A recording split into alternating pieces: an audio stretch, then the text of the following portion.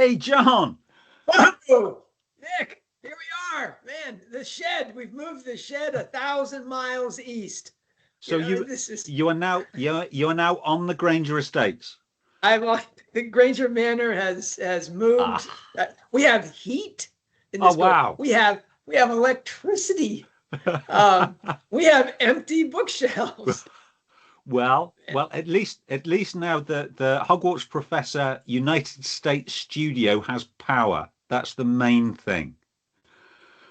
Yeah, seriously, we'll be recording all of our classes in the coming year in this room.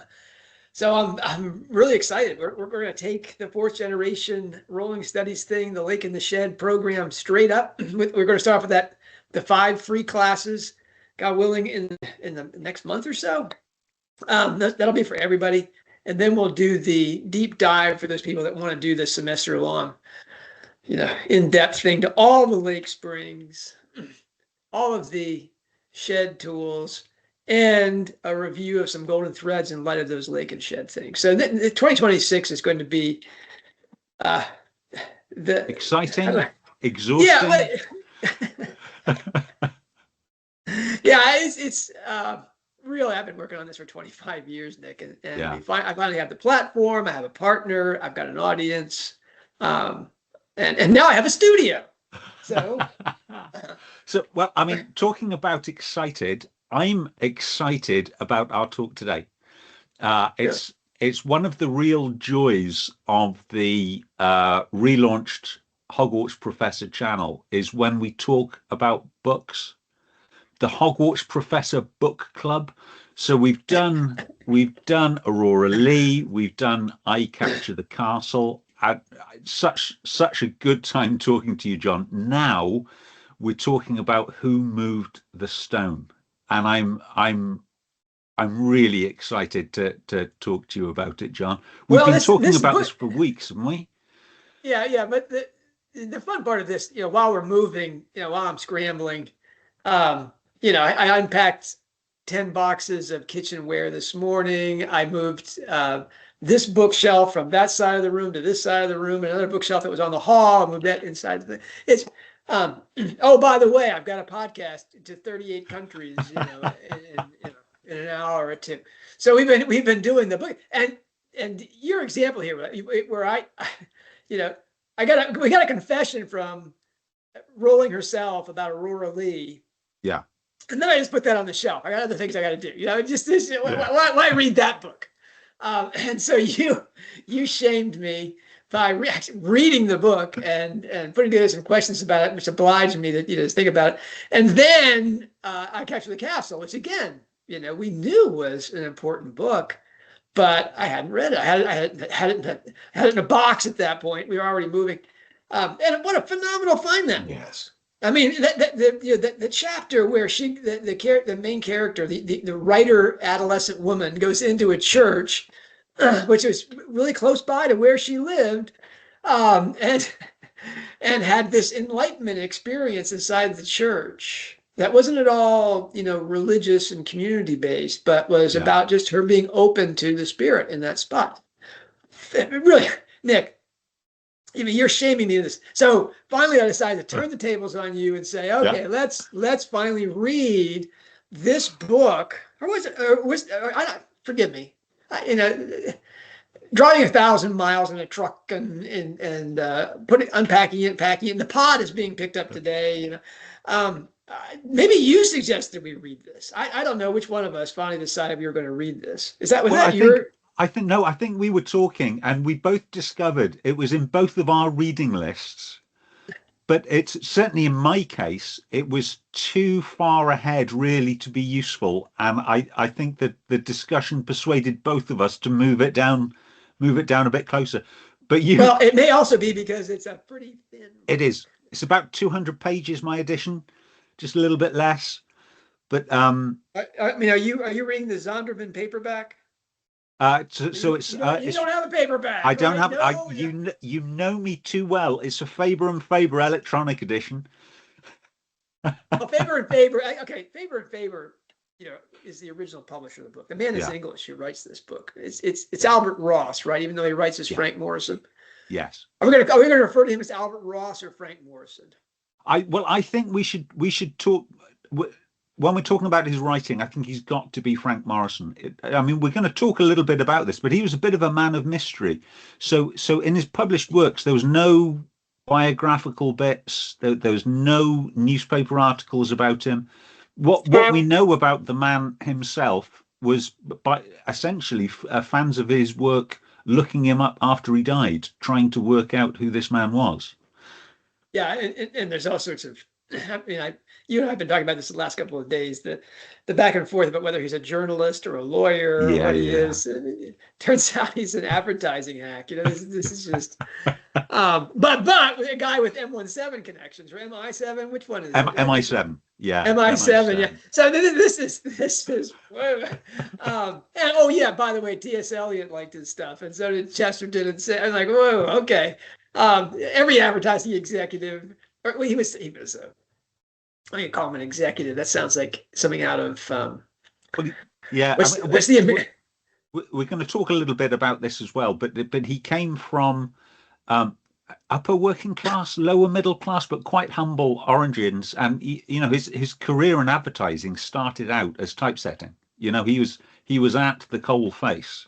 That's right. So, but anyway, back to you know how we came to read this is it's a short book.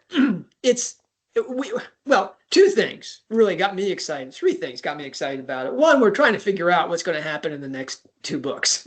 Yeah. What's going to be the big twist? It can't be another ectopic pregnancy, I don't think. You know, that's kind of off the table. So, you know, where are we really in you know the big twist land?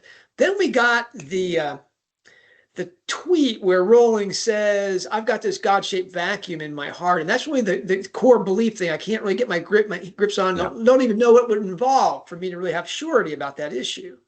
And yeah, that's a central concern of hers.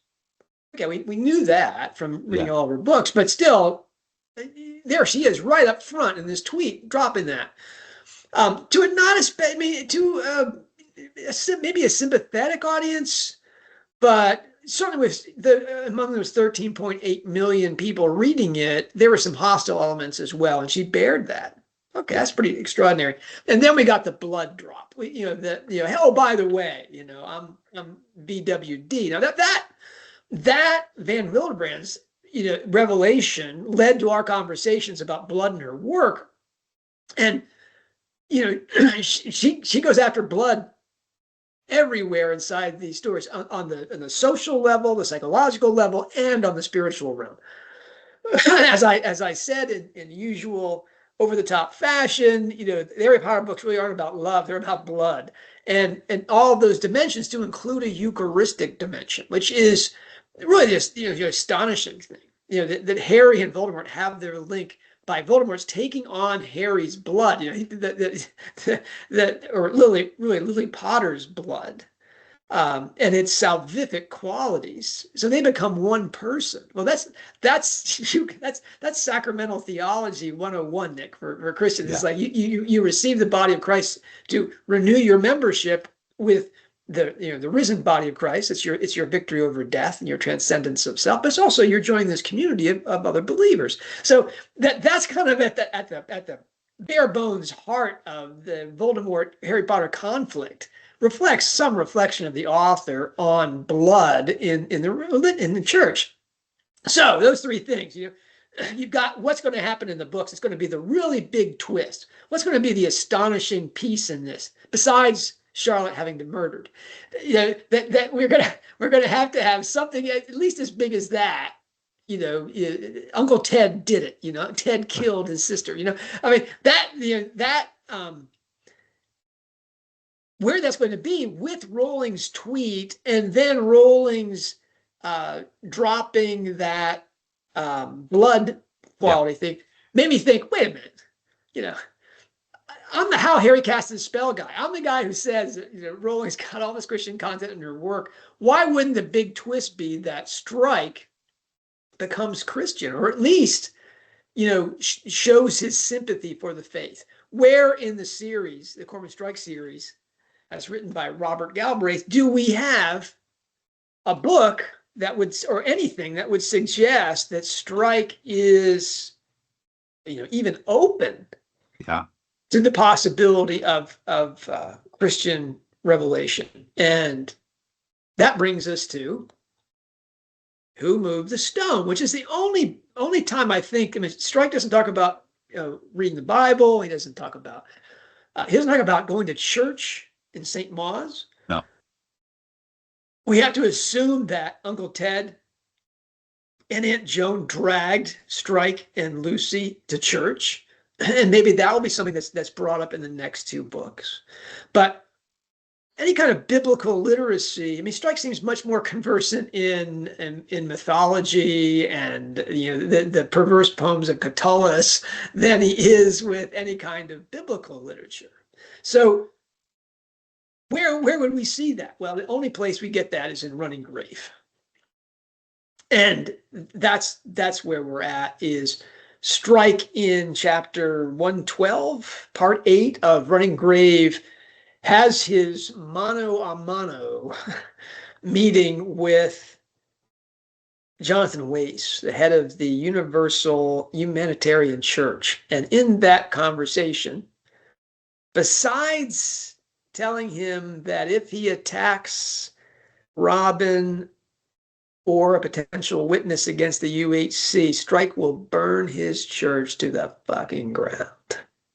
Whoa! Oh, yeah. That's a quote, folks. That's not John just throwing an F-bomb out there. That's a quote. In italics, Strike just saying, hey, buddy, I'm good at what I do. And if you so much as make a motion towards these people. So that, I think that, first of all, it reminded me of a scene in Hallmark Man. Doesn't he say something like that to Boris Johnson in the restaurant? Isn't there a similar type? Hey, buddy. Same energy. Yeah. Whoa. As devotees of St. Nicholas say, some real big Nick energy right there, man. That was whoa, baby. So anyway, so it brought me back to this book, because in that chapter, Strike, out of nowhere, really, kind of like, oh yeah, here I was at a Christian mission in Nairobi, and I had a choice between the Bible and this other book, which I could make a good dent in it in a good evening because I had too much coffee. He mentions Frank Morrison's Who Moved the Stone. Now, I'm doing this all out of order, Nick. But that's why we're talking about it. Yeah, is that it's a text inside the text. And that's definitely a golden thread. And the books that gets dropped inside the books. So we have the answer from Wace, but we don't have a copy of the answer, right? Rowling didn't do a side publication, with Jonathan Wace's brilliant insights into comparative religion. Though it's heavily hinted that it's like Werner Erhard, because he talked about the bad used car salesman, and that's clearly a pointer to Werner Erhard and the whole Est establishment, which Rowling seems to have a pretty dim view of. But anyway, this book that Strike drops in the middle of this conversation, never referred to again, right? We don't get any mention of the Christian mission in Nairobi. We don't understand what was he doing at a Christian mission in Nairobi? What is that about? Was he there? Was he there, defending, investigating the crimes of Islamicists against Christians in Nairobi? Yeah, that would be that's quite a story, Well, we know he was in Kenya investigating the rape of a woman by British soldiers. So it could have been linked to that.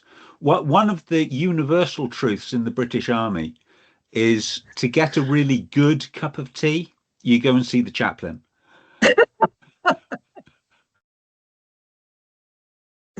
Well, he's overnighting for that cup of tea. But that's still, there's a story there.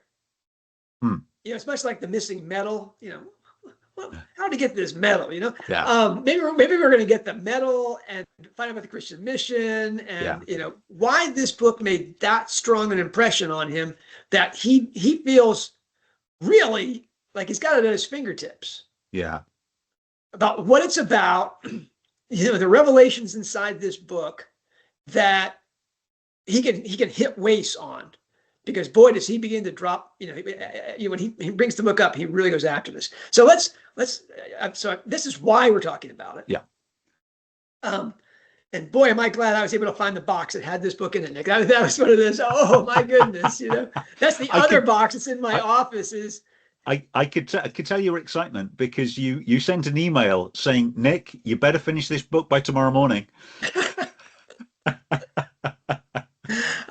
My wife is like, have you just totally dropped everything to do with Hogwarts Professor while we're moving? I'm like, no, we're doing at least one a week. We're keeping our hand in, and I got my book. She sees me occasionally open this up and go, oh yeah, I do have a day job. All right, so I really, this may be the most challenging book, though, of all the ones that we've asked. Aurora Lee, that's a hard book to read in terms of it's not a casual read. It's not a beach read. It's not an audiobook read. Did you read it by audio? No. So all of our Hogwarts Professor Book Club books so far, I've all read in text. Okay. Well, the text, not codex. No. Digital. I have text. limits, John. So all of these books, the Aurora Lee, and I guess the Castle, those things you wanted to read and read closely, but this book, but they were imaginative experiences. Yeah. As demanding as they were, as engaging as they were, that didn't require you to do the who moved the stone is about, certainly for Western peoples, an essential issue, and that is the divinity of Christ, and specifically on the claims that he rose from the dead. We talk about, I talk about, God being simultaneously transcendent and imminent, and how that's reflected in everything in creation, right and left hand, male and female, night and day. All these things are iconography of the transcendent, imminent God. Well, the Christian religion, with a God-man and a Virgin Mother, are largely posited on that kind of polarity without duality, that kind of seeming contradiction being resolved in everyday reality, but in extraordinary fashion in the advent of Christ.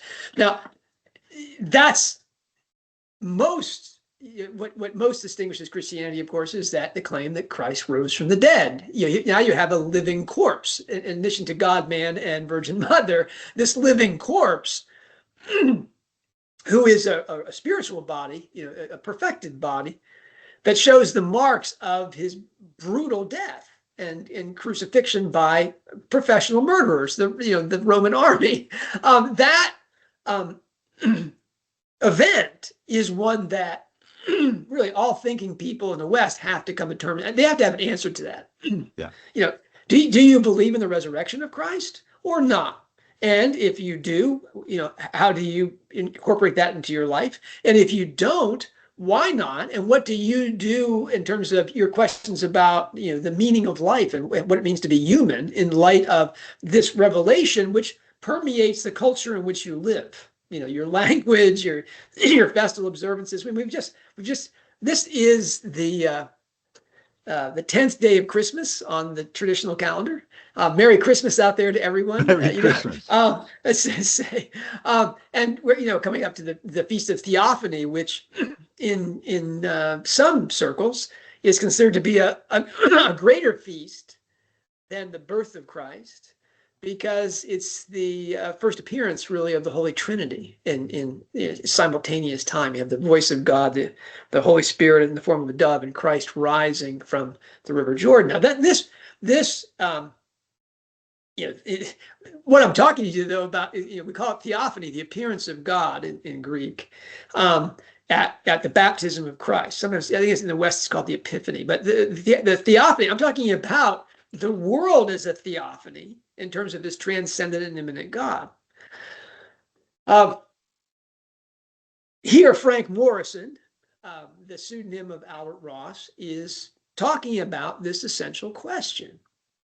And he talks about it in a wonderful fashion. But first, Nick, I think what the question is, tell us a little bit about this book. Okay, so what is it? For the people who and we really ought to do this. We ought to announce to people if we've got a book on our minds so that they can read along with us, make it a broader book club. But I do urge people who are watching and listening to this, get a copy. It's a really good book. It's a really good read. It's by Frank Morrison. It was published in 1930, and essentially it's a skeptical writer investigating the resurrection of Jesus. Now, and he talks about this frankly at the start of the book. He intended to not so much debunk the resurrection, but demonstrate how the resurrection as described in the Gospels couldn't have been real.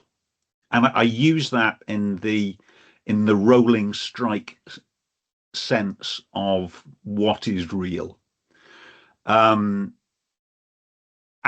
in investigating, actually, he became convinced that the descriptions within the Gospels were not only convincing, but he was convinced that they had to be a true representation of what happened. Now, how did he do this? So he examined the biblical accounts and some contemporary accounts. So for example, by the Jewish Roman writer Josephus, and some apocryphal gospel accounts as well. And he treated these really almost as if they were witness statements. And he goes step by step through because the events. Were?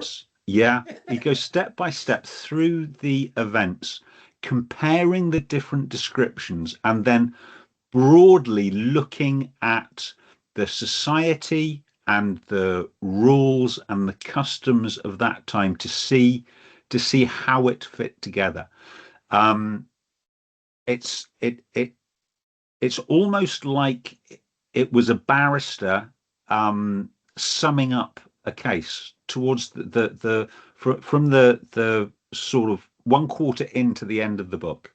It's his summation of a case supporting the descriptions of from the Garden of Gethsemane through to the trial of Jesus, the crucifixion, the transference of the body to the tomb, and finally the discovery the following day that the tomb was empty. And then he follows it up by the apostles returning to Jerusalem. And it is essentially, for the 20th century, it is one of the key books of a Christian apologetic. Now it's termed a Christian apologetic. I had to look up the meaning of the word apologetic. So for those people who are listening that, like me, understand apologetic to be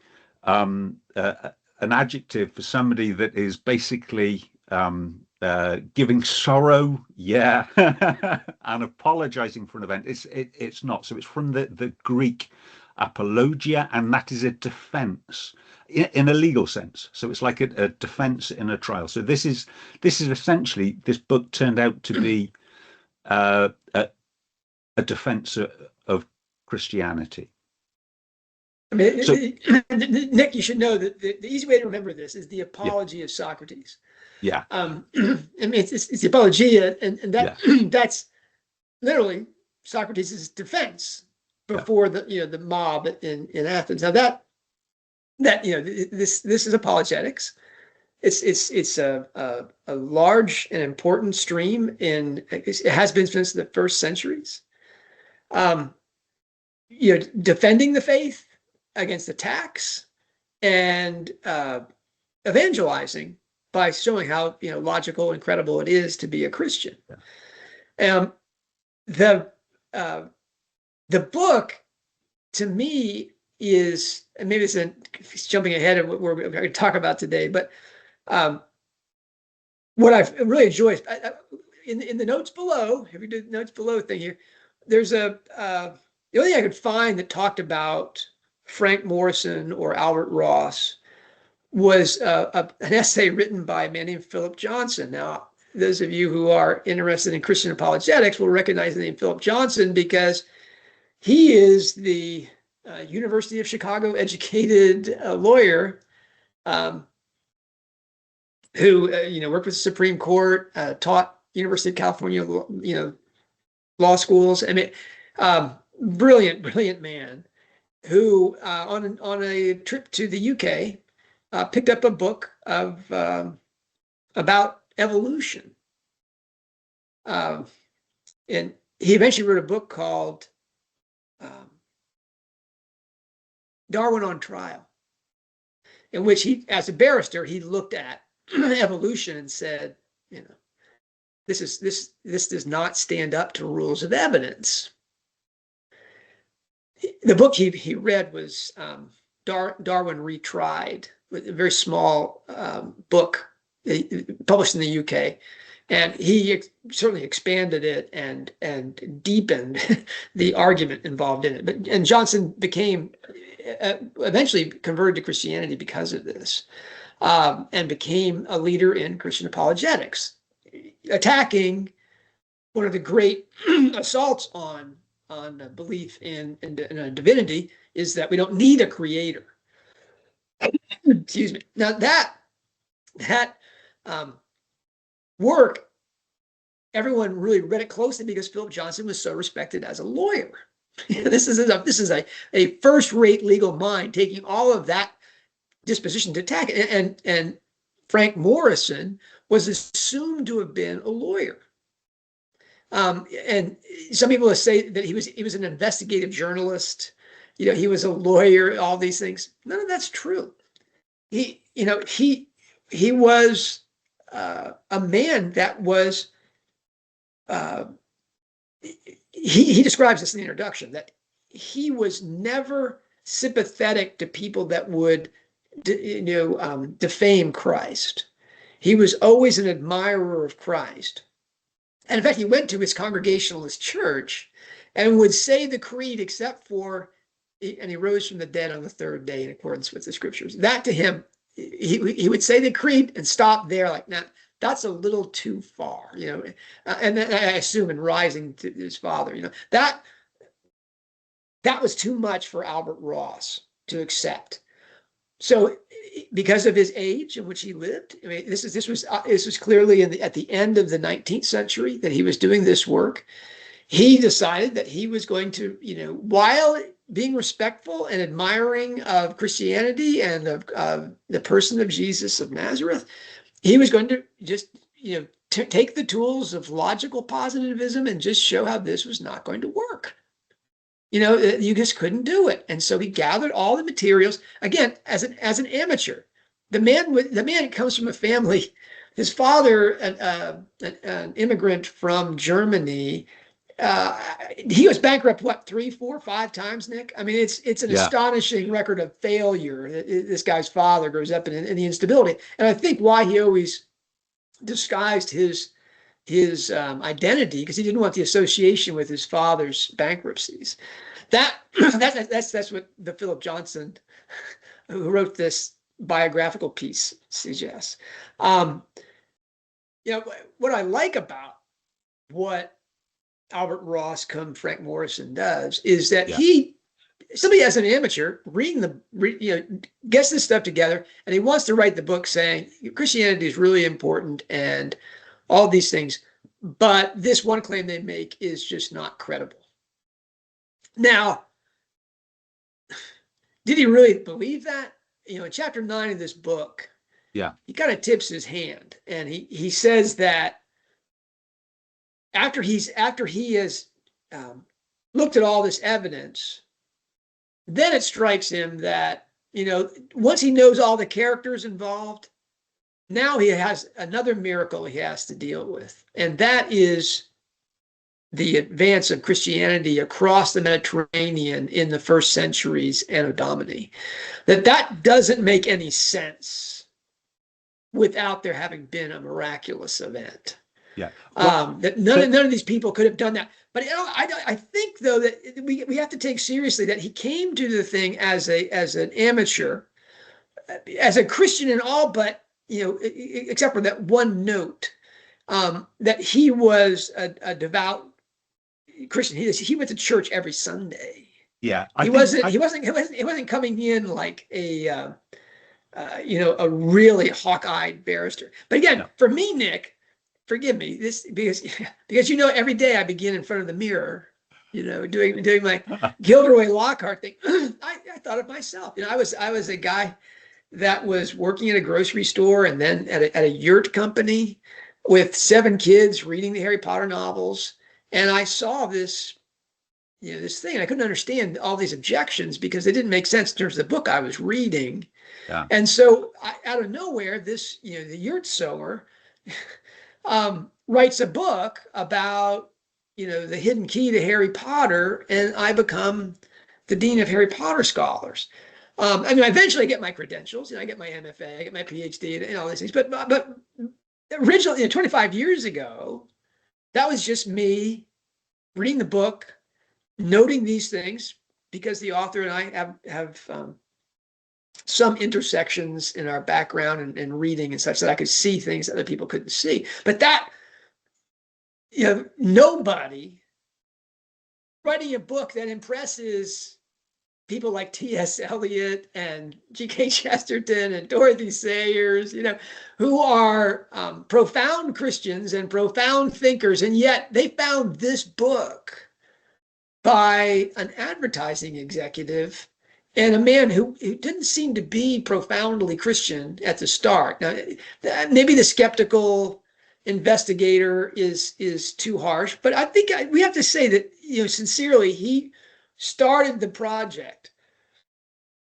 gathering all these materials and reading it closely, laying out sequences and mysterious events that he has to explain. That's the work of an amateur. It's not something that a theologian does. No. It's not something that someone in the congregation. I was going to say in the pews, but we don't have pews in Orthodoxy. But that's not something that's normally done. No. And he did an extraordinary job. So I was a little bit disconcerted because I read this book believing this was a true skeptic who had convinced himself. And then I looked at his previous published work. So before this was published, none of which were published to any great success. They were essentially self-published. But he wrote 2 books on J.H. Jowett, M.A.D.D. One was a critical appreciation, and another was a character study. They're both sort of pamphlets. And then he wrote a method of study for preachers. And then he published The Psychology of Public Speaking, Introductory Manual to the Study Bureau Course in Public Speaking. So 3 of them were books about religion or books about preachers. But I managed to find a copy of a character study of this nonconformist preacher, J.H. Jowett. And it is a character study. And one of the shining sentences from that, so he's describing this nonconformist preacher. He says, in the first place, he is a stylist in preaching, and that of a high order. And secondly, the distinctive emphasis of his teaching is of a practical rather than a theological character. Now, looking at both conformist and non-conformist religion in the early years of the 20th century, there was a rationalist movement. So it had long become fairly commonplace to believe that the Old Testament, although holy, was not literally true. So it could be taken as a metaphor for the works of God. What was new in the early years of this century was looking at the New Testament and similarly saying, yes, Jesus was holy, God is holy, but we shouldn't consider it to be literally true that there was a virgin birth, to be literally true that Jesus' body rose from death on the third day before he bodily ascended into heaven. You shouldn't take that as being literally true. The metaphor is true. So this was not. You're killing me, Nick. You're killing me here. I know this was not unusual. So looking into it, I can believe that he did enter into this work as a genuine skeptic. So he was trying to demonstrate one thing, and he managed to convince himself that the opposite was truth, was true, and I'm going to use the term belief loosely here. So my belief that Albert Ross was being genuine makes it a much more powerful work for me, because it surely it helps you if you're going to believe it's true is to trust in the author who is explaining how he came to that realization. Yeah, I mean there's too much probably emphasis on, you read the Philip Johnson piece, not the Darwin Johnson, the man who wrote the appreciation of Albert Ross, cum Frank Morrison. He makes the point that he was misunderstood as a journalist, misunderstood as a lawyer. You and I both have saying it's not. He's also misunderstood to be a skeptic in the pure sense of that word, but that he certainly was sincere, I think, in, as you said, coming at the thing from a rationalist Christian perspective. I mean, there's a famous line from C.S. Lewis that you really only have three options about Christ's claim to be the Son of God. He's either insane, or he's, I mean, there's a wonderfully alliterative thing. I forget what the alliteration is. But he's either, insane, or he's a liar, or it's true. Yeah.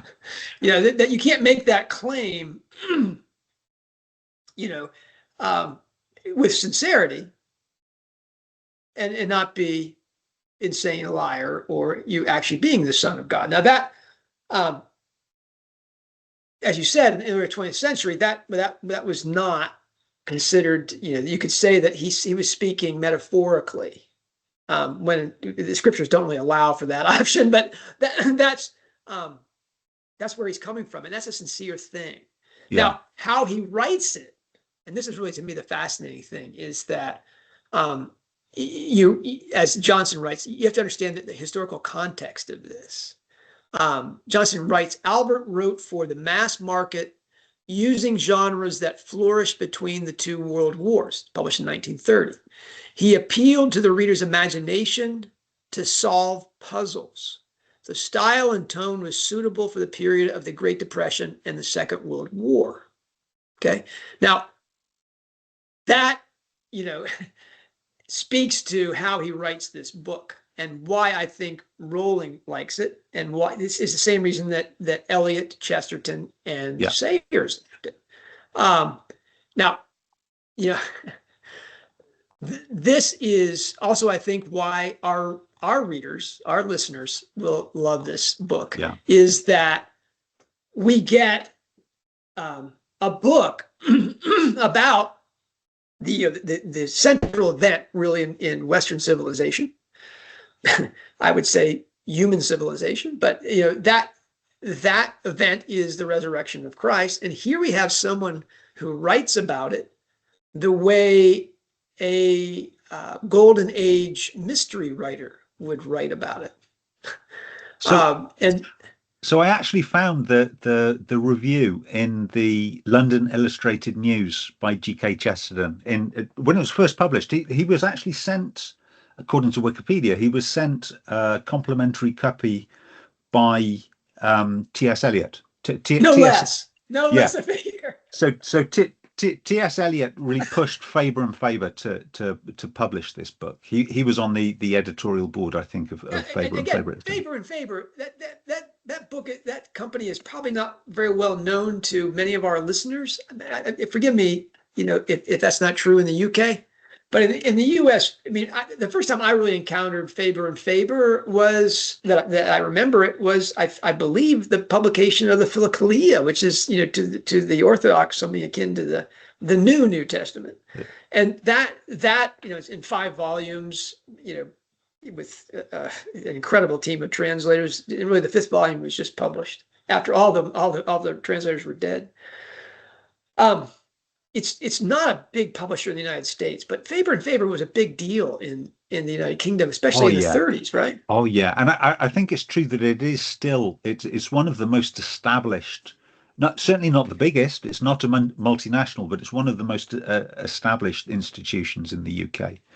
Yeah, and again, you said that Ross Morrison wasn't an especially successful writer, but somehow this relatively short book, even for that age, gets to his desk.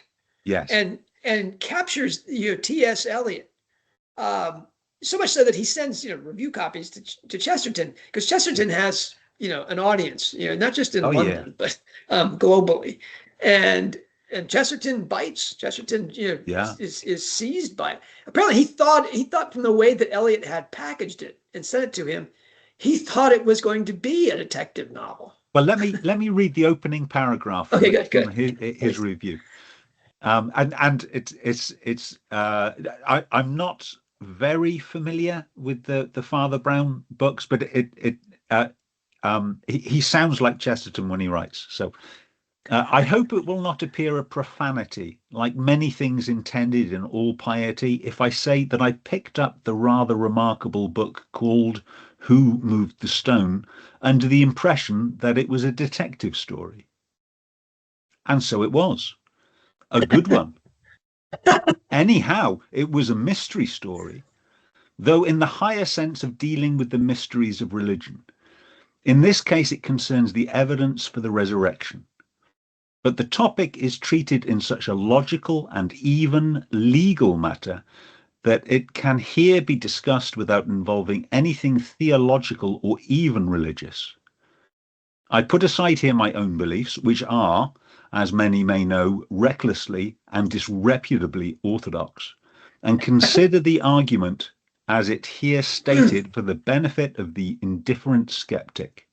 The skeptic who would regard it merely as a historical mystery, like the historical mystery studied by Andrew Lang, the red cloud of confusion that covers the slaying of Ruthvens, or the weird and spectral return of the hoary Harrison after 3 people had been hanged for his death.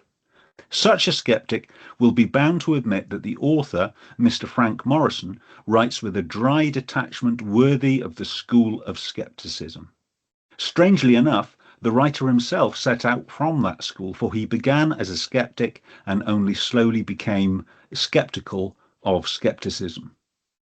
Really, very well done. So, if it's possible, I've got a PDF, and it is, I think, long past copyright now. I think if we can attach it to the post, that would be good. Oh yeah, anything with Chesterton is well worth reading and sharing. And it's a very good representation of what Ross Morrison does. Some people dismiss him, junior varsity, whatever. But again, to impress a mind like Chesterton and Eliot. Yeah. Now, Nick, I was kind of embarrassed, when I was reading it, saying, "This is Dorothy Sayers." This is Dorothy Sayers. Yeah. And I thought this is the controversial part of Dorothy Sayers's The Man Born to Be King. Now, I don't know if that's very well known in the United States. I know in Inkling studies, Dorothy Sayers is considered an honorary member of the Inklings, one of the 6 that studied at the Wade Center at Wheaton College, because of her association with Lewis and that crowd. She wrote in 1940, really during the war, right? This is during the Blitz, really. Yeah. She writes a series for the BBC, a dramatization of the life of Christ. It's in 12 parts, The Man Born to Be King. And really the last 4 parts are about the passion, the death and resurrection of Christ. That dramatization was controversial, to say the least, especially in the depiction of the trial of Christ, because it includes elements that are extra scriptural. And those elements, they're all in here. And so I'm, one, as a Sayers fan, not a fanatic, but someone that really enjoys and appreciates her work, especially the work on Dante. That this was I'm reading the book saying, wow, here it is. Here, she must have gotten this from this. And I was all excited about that. I can't wait to share this exciting new theory with Nick. We've got a connection between this hallmark of, The Man Born to Be King and this tome that Rowling cites. Isn't this great? Well, that would have been a wonderful find for me. But to my embarrassment, Sayers acknowledged it openly, in probably the edition that, yes, it's definitely in my library, in the boxes on my porch, but I couldn't find it. But sure enough, Sayers said quite openly that, I think I wrote it up here. I copied it out here. Well, first of all, what's hilarious is that Ross Albert worked at a advertising agency called S.H. Benson. Okay. From his service in MI7 in the First World War, isn't that funny? He works at S.H. Benson until retirement, in the 40s. Now that is exactly where Dorothy L. Sayers worked from 1922 to 1931. That's it just beggars belief, right? Apparently in Murder Must Advertise, there's characters from S.H. Benson at Pym Publicity, where Lord Peter goes to investigate the death of a copywriter. But again, this is from Philip Johnson's things. Who Moves the Stone was released while Sayers worked at the agency. She based the trial scenes in her play, The Man Born to Be King, on Who Moved the Stone. Sayers praised that book as an inspired little work which clears up as though by magic everything which may appear puzzling in that curiously legal piece of illegality, i.e. the trials of Jesus. So, yeah, a wow event for me.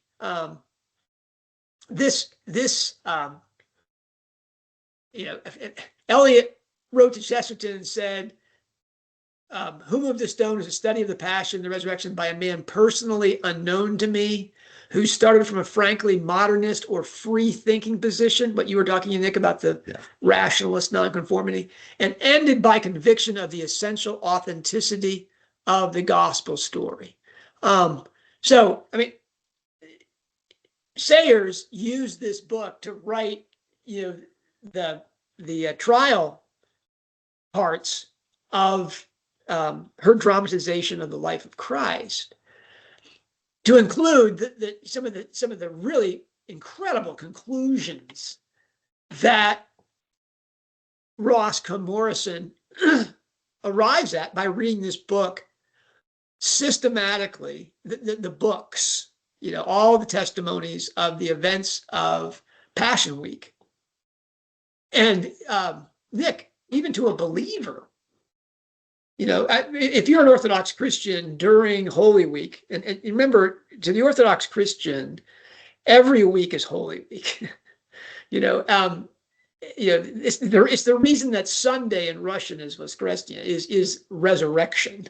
Every Sunday is Easter Sunday.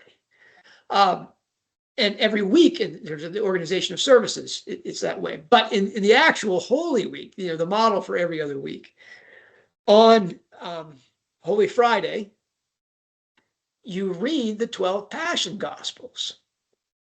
And, it's a long service, Nick, surprise, but every year, on a day of complete fasting, no food, no water, you're really open to this thing. But Nick, all the times I've read that thing, I've never said, well, hey, wait a minute, there's a logical hold there. What happened to this person? Where did that person go? Why aren't these people there? That's what Ross Comorison does. And he also does some historical background research that's, again, totally unknown to me. That makes the connections and theories that he offers as almost certainties have been so compelling that Sayers incorporated them into her dramatization of Passion Week. Do you want me to go through some of those, Nick? Do you want me to? No, I really would, because for me, it's a really valuable perspective. And I'm talking post Sunday school. I've read the Gospel of Matthew, so I have that one witness testimony. But other than this book, I haven't got those other those other records. So I'd be grateful of the perspective of a man who knows these books so much better than I do. Well, to my shame, I don't know them as I should. But first thing I want to share with you, Nick, is reading this book, I was able to follow almost all of his references and allusions to scripture without having to open the book and find the thing. And because he assumes that his reader is a 1930 educated English man or English woman, and that they will know this story so well that they'll pick up all these references. I was startled at his assumptions in that regard. Was that something that struck you as well? That he's making this argument on the assumption that you even know who Pontius Pilate is, that all the qualities of the apostles. He assumes that you know these things. No, Google was certainly my friend. So Pontius Pilate I knew, but Barabbas and Joseph of Arimathea I was aware of, because there is so much West Country legend about him. But many of the characters I had to look up. Right. It's only been, it's what, 94 years now, Nick, since this book was written. And yet we've seen an absolute sea change in this regard. That even the people that were not devout in any respect were assumed to have a real familiarity with everything to do with Christianity. That any kind of quality education would have insisted upon that. So that was, the first thing is to me is, wow, this book is fun because it doesn't assume that I don't know anything, but then it shows me all the things that I've just disregarded entirely. Now, I got 4 or 5 of these. I just wrote these out because people will be interested. I think that, why this is a Rowling studies program, right, Nick? Yeah. Is why would J.K. Rowling have found this book exciting? Well, the first reason I think is she would have found it exciting is because it's a wannabe writer, and Rowling was one of those, I think, from the time that she knew that writers wrote stories. According, I think those her words. She consequently read books as if, like a writer reads a book. what is being done here? How does this work? And so here was a man that was reading, as you said, the passion narratives and the witnesses there as witness statements, and asking the questions that the believer in active worship doesn't ask, or an act of devotion doesn't ask. Instead, he's saying, what's wrong with this? And what possible explanation can there be for that? Rowling would love that, because that's a person reading history the way a writer reads a good book. That there's something off here. Is there an explanation? What does that explanation require? And so just some examples for that. Christ's betrayal. He's betrayed Judas after the Last Supper, takes off to the Sanhedrin and Caiaphas, and says that Christ is going to be in the Garden of Gethsemane that night, and that he is making noises. He is saying in that remarkable sermon at the Last Supper, easily the most important speech of Christ in Scripture, I think, that he expects to be betrayed and arrested and murdered. And this causes the Sanhedrin to act, even though they have an incredibly narrow window in which to act, because the feast of the Passover is about to begin. So, and you feel that urgency as well, don't you? The way he sets it down, you feel that this is a group of people and time is against them. The walls are sort of closing in on them. And the logic was that the Sanhedrin was afraid to arrest Christ, because they knew if he resisted arrest, that the crowd, and there's an incredible, Jerusalem at least doubles in size of population during the Passover celebration. So where the temple is. So if Christ resists that and giving his following, that means there's going to be rioting everywhere. They've just seen the crowd that assembled when he comes in on a donkey into the city, right? So the raising of Lazarus is within the week.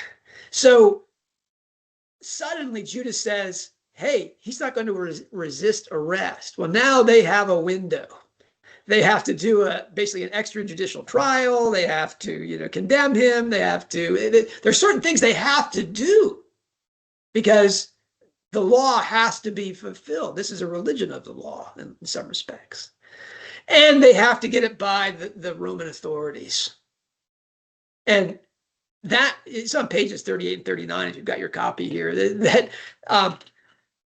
it's clear that Caiaphas and the Sanhedrin communicated with Pilate what had to be done here, and that Pilate basically said, yeah, I'll sign off on that. And so then they proceed. Because there's only 5 or 6 hours, right? That they have, or 3 hours, really. They can't have him alive and in custody over Passover. That's right. And so the window is narrow, but the big news is that Judas says, and this is extra scriptural, right? Yeah. Judas has to have said to them, he's talking about being arrested. He can be, if you're going to do it, you better do it tonight. And here's where he's going to be. And the only reason that it works is that Christ knows this is going to happen. It's the man. Again, if you're not a Christian, you don't understand this. But Christ, he's a God man. He's simultaneously completely human, entirely human. But he also stands outside of time. He knows the future. He sees things eternally, and he's serving his the will of God in this, and that involves his sacrificial death. So he tarries on the Mount of Olives when he could have just walked over the hill to Bethany, and it gives them the time to do all these things. Now that whole thing was that the Sanhedrin communicated with Pilate beforehand and that what Judas had said that had moved them to act, namely that Christ was willing to be arrested, was expecting to be taken that night. That never occurred to me. Forgive me, it speaks to my, immaturity as a Christian, I guess, but it never occurred to me. Then there's Pilate's personal history. Pilate's a thug. He's somebody say he came from Spain, and he just works his way up through the Roman legions, and he marries very well. He marries Claudia in Rome, and it's through his wife that he gets this appointment to be the head of this far off province. And that he's a brute. Now that's one thing that Morrison does, or Roscoe Morrison does, that I hadn't read. I didn't know that, and that Pilate is a thug in Jerusalem. He's really indifferent to the Jews and does things that are stupid. And Roscoe Morrison tells me stuff about Pilate I didn't know, and maybe I have to. I should do some more research on my own. But he shows that his behavior with the Jews and Christ, when they're presented to him, means that he's changed his mind. That his wife has had a dream, and that she has largely been won over to the cause of Christ. She's not a confessing Christian. She's not at the foot of the cross or anything like that. But that, and Ross talks about this on pages 58 and 59, Roscoe Morrison, that, Claudia's dream and her sending a note to Pilate saying, on no account have anything to do with this man. Now, remember, Pilate's authority largely comes through his wife and her connections. So this is more than just anybody running to him. That she writes to him with that kind of urgency, again, Ross says, speaks to the fact that the Sanhedrin has already communicated to Pilate in advance what's going to happen, and they expect him to rubber stamp this. Everything that Pilate does, though, and again, Ross Morrison goes through all the evidence. Everything that Pilate does is to say, I don't want anything to do with this. I don't want anything to do with this. Don't want this to be happening. To literally, not metaphorically, but literally washing his hands of the affair and saying it's all on you. That speaks to, again, the communication before the trial that he shared with his wife. And really, Pilate is a man who lives by himself in Palestine, Jerusalem. That this is, as the Roman occupier, he doesn't have any friends in that city, except for his wife. Which was quite unusual for a minor provincial appointment like this. For his wife to be with him, yeah. Except that, again, Pilate's he doesn't have any authority. He isn't, as Cicero talked about himself as a new man because he didn't have masks on the wall of his ancestors. Pilate made Cicero look like he had a full family history on the wall. I mean, like the House of Black or something. I mean, that's this. Pilate needs his wife, and his wife has this dream consequent to her having learned from him that the Sanhedrin is basically going to have him murder this man. And so that's the stuff that's in The Man Born to be King that so upset people because it's extra biblical. But as Sayers says, it's one of those things when you see it spelled out, you pretty much wind up nodding your head like, yeah, that all of that conforms with these witness statements that we have. My personal favorite thing was the appearance and absence of different people. There's a disappearance of Salome, the mother of my patron saint, John the Divine, after the crucifixion. So on pages 70 and 71 of the book, if you want to look that up. It's kind of weird, she's there at a distance with the two Marys watching the thing. And these are mothers of what, 3 of the 9 apostles, 3 of the 11 remaining apostles. And they're watching at a distance, and all of a sudden she's not there for um, the next appearance of those women. And I'd never noticed that. I never noticed we went from 3 to 2. And well, what happened to the third woman? And that, again, is where Roscoe Morrison says, well, she's the mother of St. John, really of 2 of the apostles. And John has just exited stage left from the crucifixion with an absolutely broken Virgin Mother. Who's going to help that woman? Of course, it's going to be the mother of the man who's taking care of her. And she also, reveres the mother as well. So that's why she left. And I thought, gosh, as a believer, that's one of those moments you just do that. Gosh, I really do need to read more commentary on these passages, because that was all just really a revelation to me. And then she comes back. Well, of course, because she's got her situated. Then there's the absence of somebody, not someone who was present and then disappeared and then came back, but people that just weren't there. And that's Lazarus for me. Lazarus has been raised from the dead the previous Saturday.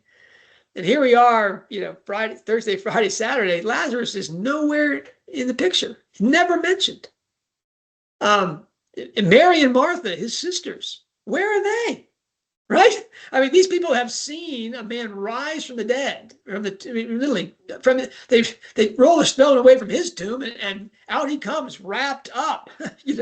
And none of those people are there. Well, Roscoe Morrison asked that question: where are those people? And in that you get, what I didn't know is how close Bethany was to Jerusalem. That's where they always stayed when they were outside the walls of Jerusalem, because the city is closed at night. This is on pages 84 and 86 of the book. Yeah. Interesting. I think you said, and the answer to that is that the apostles fled to Bethany almost certainly from the garden after the arrest of Christ, and John and Peter disappear, and they assume, according to Ross and Morrison, the logical thing, which is that John and Peter were arrested as well, and that now the persecution, it's not safe to be an apostle of Christ, and so they stay out of the city for the most part, and they probably tell Mary, Martha, and Lazarus, watch out.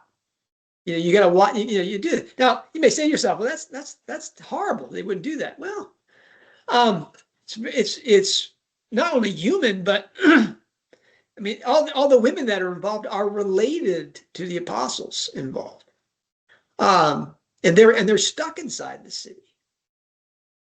So Ross actually describes in the book the distance between Bethany and the Jerusalem city gate is the distance between Hyde Park Corner and Marble Arch, which to Americans would be extremely useful, I'm sure. But we're talking, that's probably somewhere between 4 and 6 city blocks.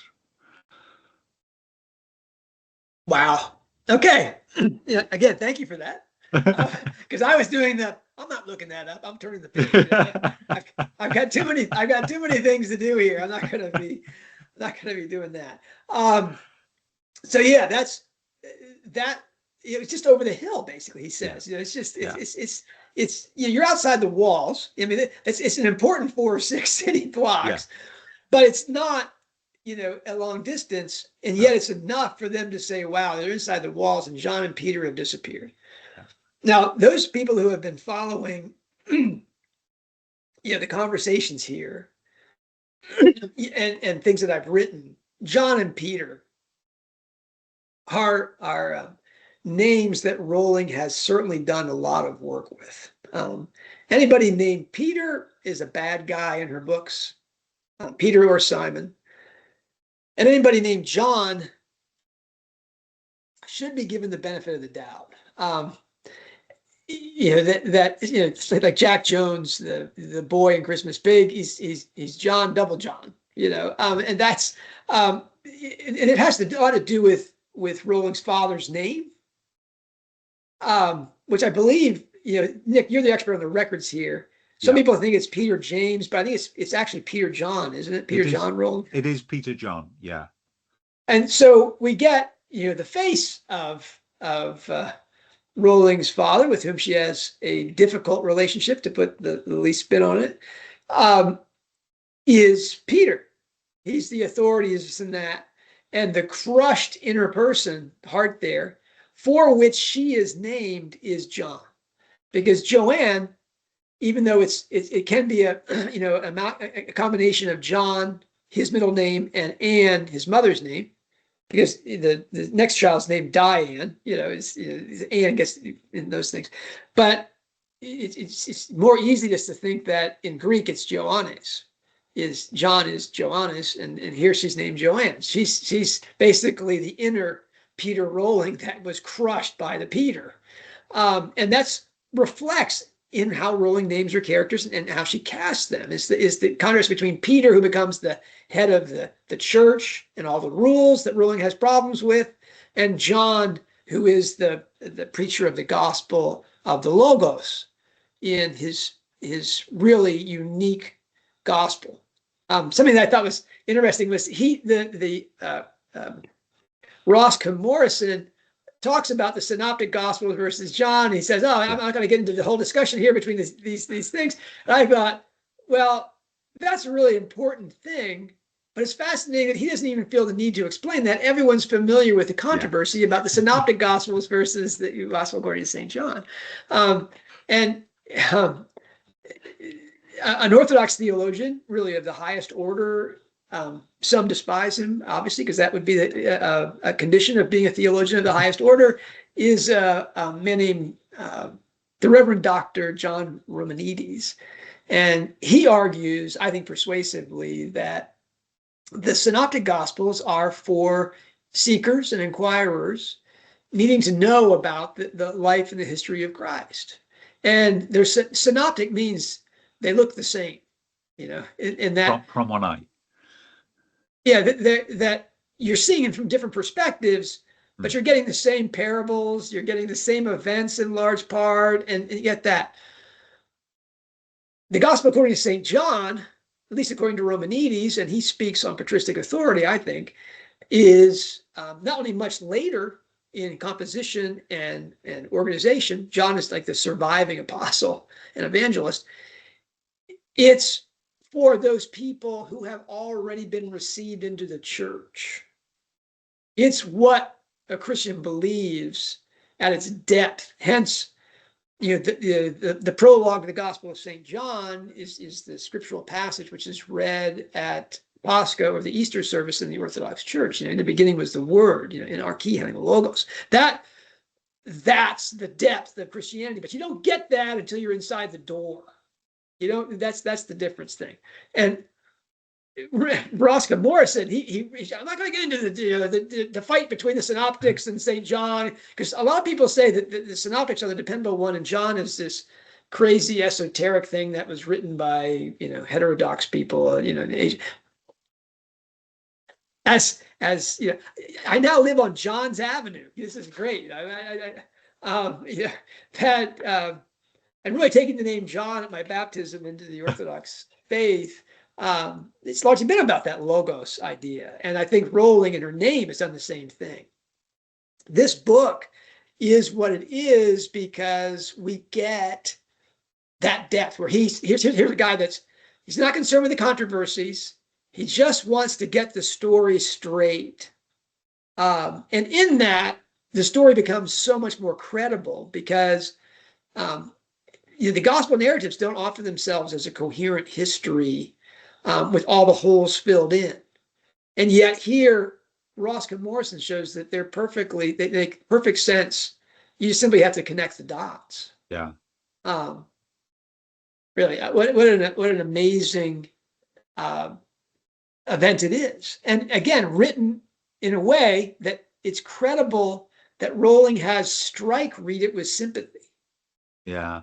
Because, Robert Galbraith has to find, I think, an entry for this God-shaped vacuum in Strike.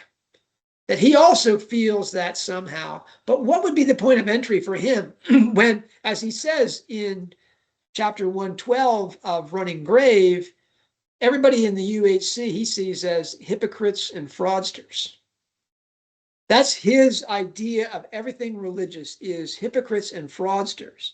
And yet here he reads an apologetic work for Christianity that is written like somebody who works at the Strike Agency. Has a board in the office and says, okay, who's here, who's not here, who's present, who's not present, what's their motivation, what are they looking to do, how is this going to work in terms of, and Roscoe Morrison, he gives that kind of person exactly what Rowling needs to have her detective have in order to be open to Christian experience. That St. Giles in the Fields experience. That if we finally get a sympathetic Christian character, it will be because, So he's used it. He's used the book already, so that he can summarize his own work entitled, rather than Who Moved the Stone, Why Would a Child Want to Go for a Swim at 5 o'clock in the morning? So he uses it. He uses it as a comparison. So would your story stand up to this kind of scrutiny? And his audience here are absolute believers in Jonathan Wace as guru and in the drowned prophet. Well, either absolute believers or at least performative believers. And when Strike pulls this up and then asks his series of questions, what would Morrison be asking here? All of a sudden, these people realize, wow, this guy with a series of articles in the newspaper or in a short book will undermine the entire claims. Now, remember, at the beginning of chapter 112, Strike goes to the meeting with the lights and all the things, with thousands of people coming to hear the good news from Jonathan Wace about how they can be moral and righteous people, and they can get that inside the UHC, or by giving generously to the UHC, they can advance their work. And there's an altar call, and it's not only an altar call, there's a baptismal call. That's fairly unusual in evangelical circles. Yeah. I mean, usually you have people come up and they profess their faith in Christ. That's called an altar call. But at these meetings, they actually are immersed. They're actually being baptized at the front. Now that's an odd way to end a religious meeting, clearly, but that's the context of Strike's confronting him. Is this guy's just made a baptismal call? He's bringing people into the body of the UHC as believers. Now, clearly, it's not a Christian church. He believes that Christ is just one among many, prophets and this and that. What he's baptizing them into, I have no idea. We're about to celebrate in the Orthodox Church the baptism of the Lord in the River Jordan, and the relevant Pauline epistle is to Romans, where he talks about those who have been baptized into Christ have put on Christ. Something that is sung repeatedly throughout Passion Week or Holy Week. That what Jonathan Wace is baptizing people into is, I don't know what, it's giving them a ablutionary experience, some sort of theoretical. Are all their sins falling away from them? Are they embracing their transcendent, small lambda logos self that connects them with the fabric of reality? No, they're not. I mean, they bought a line and they want to feel good about themselves and they're taking a bath, I guess. But it's a bizarre event. And Strike, using Who Moved the Stone, is saying you don't stand up to any kind of critical inquiry. Here I am. I remember he's just rescued Robin. In that chapter, he asked Wace's son, who chased him onto the road, who he hit with a log. What did he hit him with? He says, "Do you need any stitches for that?" Strike is really at his Oh, best. Yeah, what wire cutters? He had wire cutters. I mean, um, and so here's Strike surrounded by hostility, and Wace at first thinks, "Oh, I've got him outnumbered. He's going to be intimidated by this crowd." And then he realizes, "Oh no, Strike loves a crowd of people that he just despises." It's just he's Daniel in the lion's den who has a gun. He's going to shoot the lions. It's a remarkable scene inside the books, and the appearance of this book, Nick, at that scene. I think shows that Strike, and she does this to say that all of this religion is criminal in its deception and its intent, is fraud, and its founding miracles. That there's nothing miraculous about. That I think we're about to see Robin in the interview between the survivors of the cult explain to them how the drowning prophet appeared and blessed them, and other things. It's a stage trick done with mirrors, as they say, smoke and mirrors. And Strike gets that, and you almost get the feeling that the book is an attack on Christianity, because it looks like, oh, here's this big church, and you can make real connections between the abuse of children and the scandals in the Roman Catholic Church. I mean, you can see how this book could be read as an attack on institutional religion. That appearance of who moved the stone, I don't think so. I think it's certainly an attack on cults. There's parallels between actual cults in the UK and the UHC. Yeah. But Strike whipping out who moved the stone suggests that Rowling doesn't really have faith in Christ as her target. She's saying that her skeptical detective has read a book of apologetics and said, this stands up.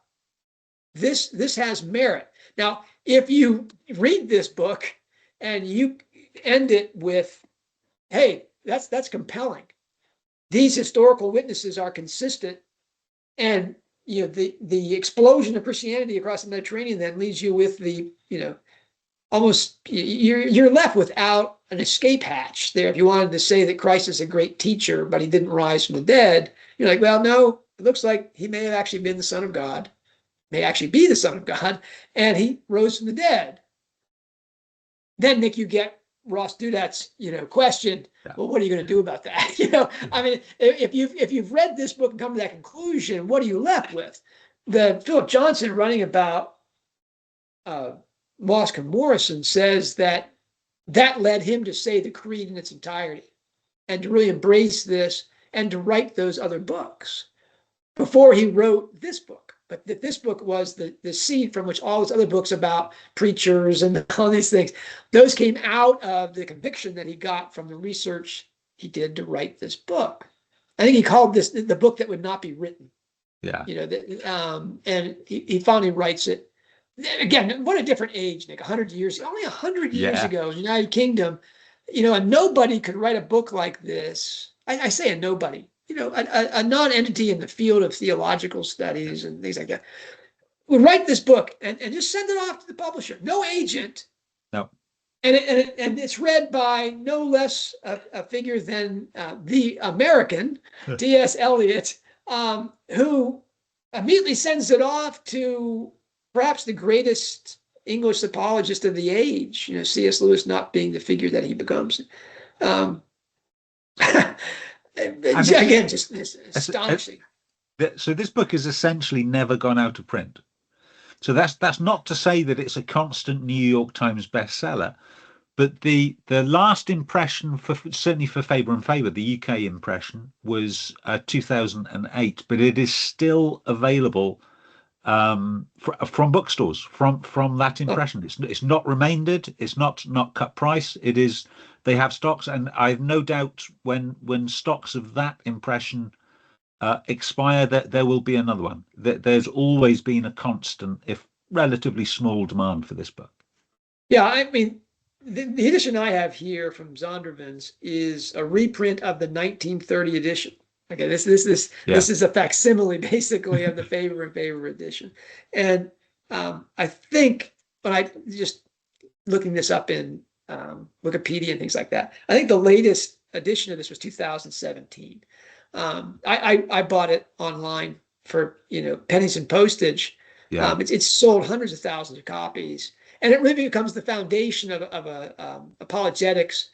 A man named Lee Strobel and others have written books. I think Strobel's book is The Case for Christ, where he lays out this stuff in this order so that a person who's skeptical and can't put together all the Passion Gospels to see how they work as a whole, how they work, they do that for you.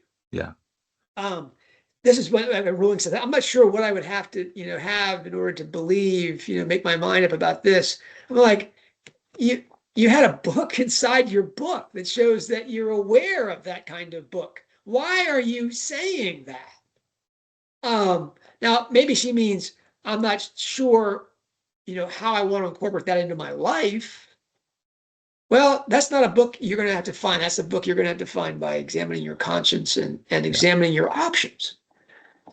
Those of us who grew up inside a church, I grew up in the church that was, I was in, as children, Joe Rowling and I could have gone to the same altar and received communion in two elements from, an Anglican priest.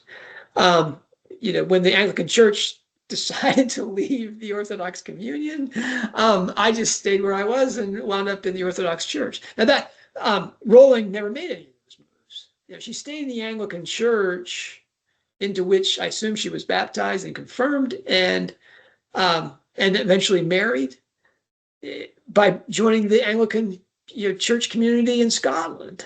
So I assume she's still a conformist, Nick. Perhaps one of the only spots that we can say that Rowling is a conformist. Yeah. That's it's the question that I think most Strike fans are interested in. I should say all Strike fans are interested in how these books are going to end, and where is Rowling going to go with it, and what's the big twist going to be? The blood event, the tweet, who moved the stone, St. Giles in the fields. I think we're going to get some more obviously Christian content, Nick, in these last two books. Is that just me? Is that a wish fulfillment fantasy, or is that credible? I don't think so. So I think there's obvious Christian content in Harry Potter, which you'd have to be a fool not to see if you've read John Granger. Thanks, Nick. I thought, man, that's pretty harsh, man. I got scars back here to show you that it wasn't that obvious. I mean, with the Christian content of Harry Potter, subsequent to John Granger's discovery and publicization of that is accepted. It's moved, and John talks about this. It's moved into that frame of knowledge that is so obvious we always knew it. Casual Vacancy and the Strike series, not so much. And I guess it's difficult for lay people to really see that until the work is complete. It's difficult even now, and I am a huge fan of Casual Vacancy, to recognize the core message that the author intended. Yeah, this is great. This is great because Casual Vacancy, when Rowling goes on the tour to promote Casual Vacancy, it has received the most scathing, dismissive, disappointed reviews of any book I can remember.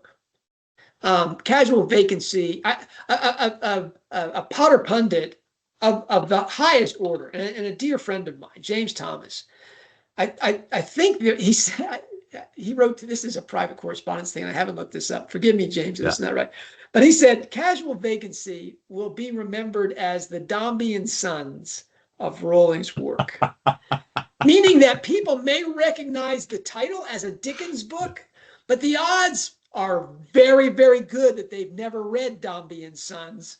It's very long, and it's not, but it's kind of the turkey of all the jewels in Dickens's crown. You got Dombey and Sons. Now, Dombey and Sons sold very well for Dickens, and it was very popular at the time. But today, it's forgotten.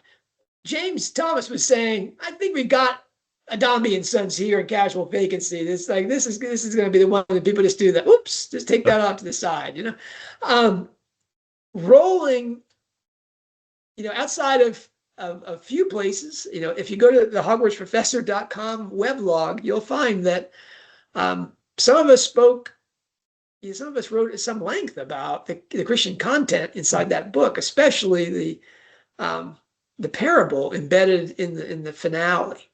The gospel parable that's embedded in that thing, the Good Samaritan, and I won't go into all that here, but there's plenty of Christian content. But Rowling on her interview tour is facing this onslaught of, people are very friendly to her in the interviews. That's those interviews that she agreed to, such.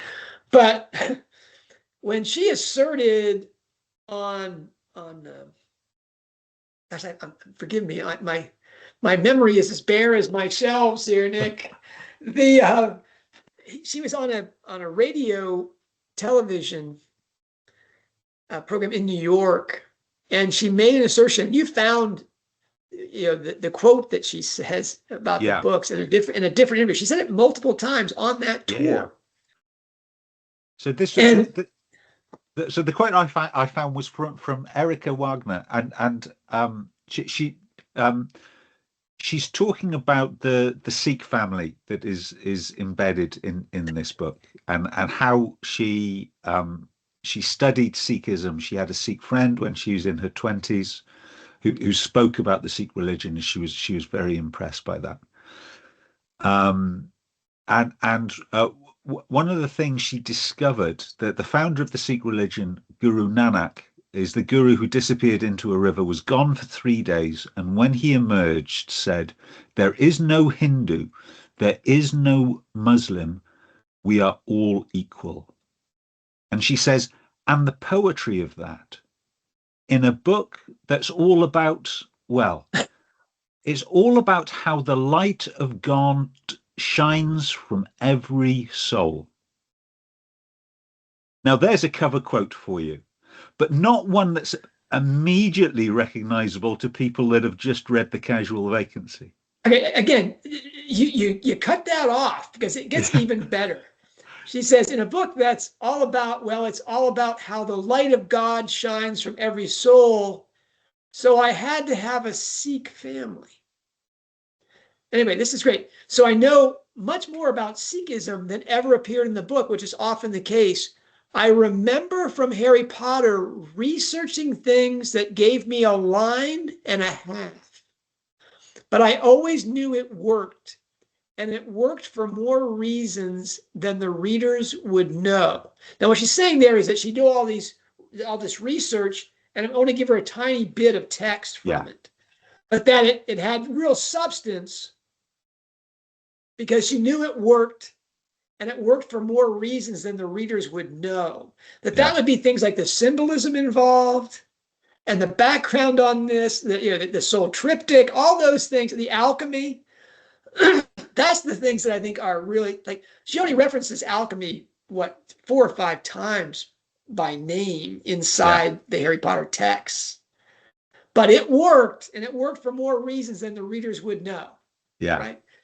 And here she's talking about esoteric, religion, how the light of God shines from every soul. And she did that research, and it, to her mind, it permeates casual vacancy. Now, Nick, I don't know about you, but when I put down casual vacancy, I didn't say, wow, the light of God shines from every soul. Wow, what a powerful revelation about the human being an image of God, and how this radiation. I mean, that book is really about how the light of God is extinguished in every soul, right? I mean, it's how it's dimmed and yet. I think it's a book of that says no matter how corrupted you have become, you still have a potential. That's right. And the Zoolander family, is one of the better parts of that. Yeah. And even really, this redemptive arcs of all the surviving people in that book. But and you have the ghost of Barry Fairbrother, who is considered, is certainly not Christ-like. But his death and how the ghost of Barry Fairbrother influences the rest of the book shows, again, this influence. Now we're talking about casual vacancy, Nick. This is great. If there's a single key word in Who Moved the Stone, yeah, I think it's vacancy. Yes. I mean, I counted 7. But I suspect there were others that I missed before I started counting. Surely you know someone that's got a digital copy of that book, John, don't you? I have friends, Nick, that have so demeaned themselves that they only work with digital copies. But so how many mentions of vacancy do we have? You spent how long counting 7 times? I just folded down. I folded down pages. That had mentions of vacancy on them. Sometimes there are 2 on a page. How many are there, Nick? Sorry, John, I missed that. I was just counting up all of the so 13 times the word vacancy is used, and 9 times the word vacant is used. So for both vacancy and vacant, we have a count of 22. In that's like what once every 8 or 9 pages. Yeah, and here's the thing, Nick, is as you might get from the title, Who Moved the Stone? Ross Cormoran largely pins this thing on the emptiness of the tomb. Consequent to resurrection or the body being stolen. And this, I mean, there's a departure here from capital O orthodoxy here, Nick, in that Morrison, when Pilate says, you have a guard, post the guard, meaning that to the Sanhedrin, use your own people to watch that tomb. I think the more traditional explanation is that when he says, you have a guard, means I will supply you with a guard. Yeah. You have asked for a guard. You have a guard means that I am giving you that guard. And that makes the entire experience different because Roman soldiers at that tomb, Nick, nothing but a supernatural event explains the disappearance of that body because those soldiers wouldn't fall asleep, wouldn't be bribed. I mean, their entire life was about not leaving that post unprotected. Well, that was a death penalty, wasn't it? Sleeping at your post? That seriously, they probably would have killed each other rather than be caught that way because I doubt it was a pleasant death either. And so, Morrison's acceptance of the fact that these were temple guards, and so that he doesn't make almost any mention of them. No. Even though that is part of the gospel narrative. Anyway, all of this book turns on the emptiness of the tomb and how that means either that Christ has risen from the dead or that someone has stolen the body.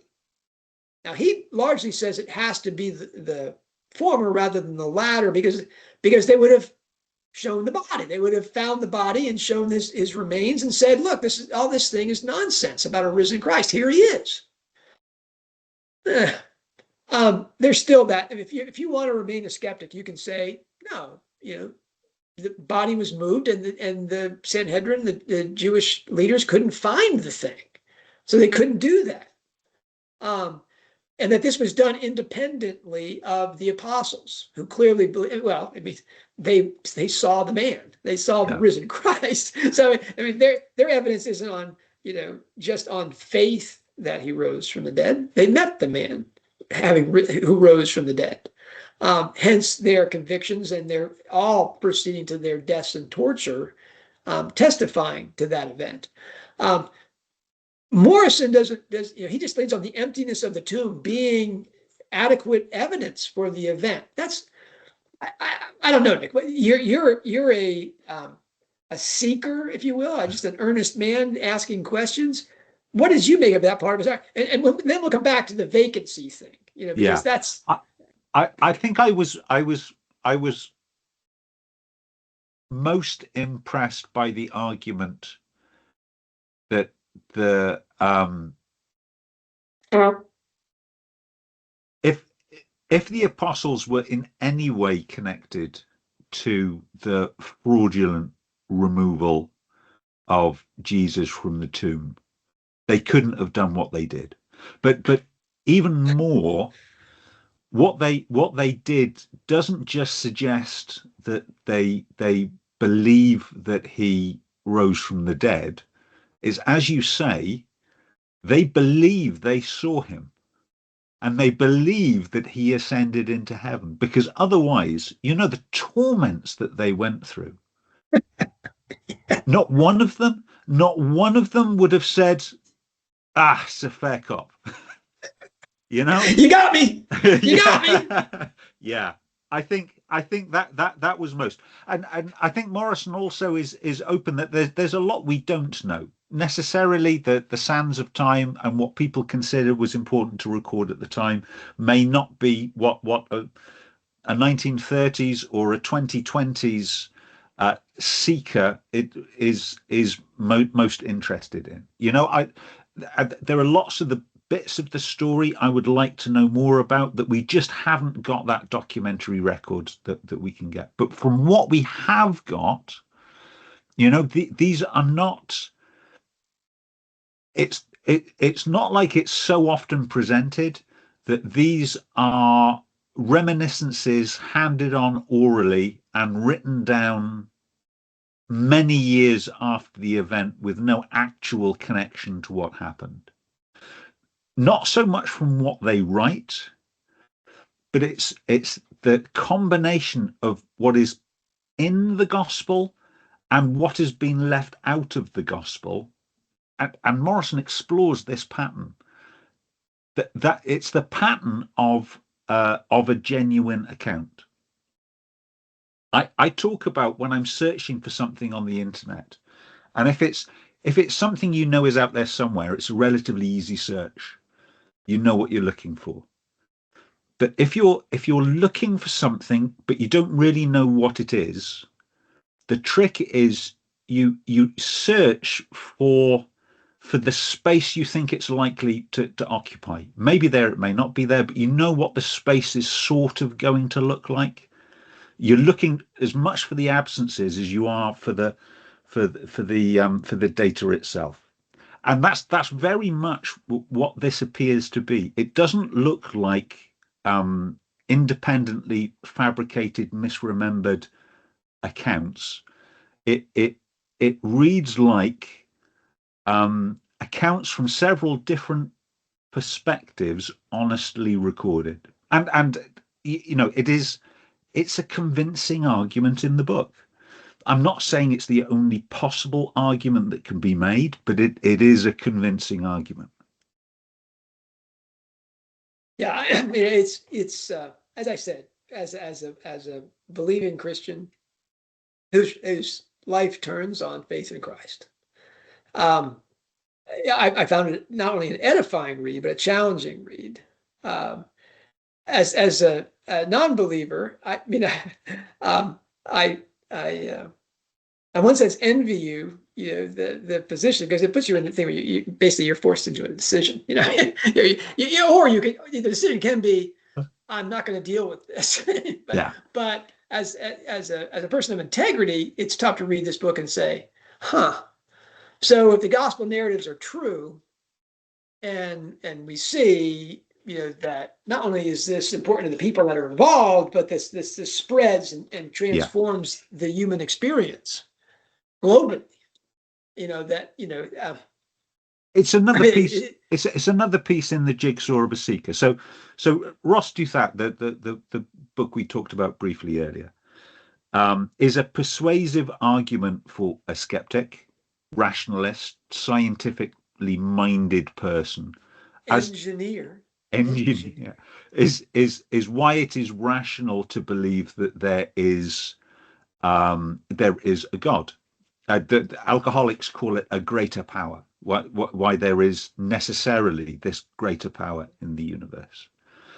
And he makes a rational argument for, okay, if you believe there is a greater power, if you're still with me, it's likely you do, or you'd have thrown this book away before we've got to this part, right?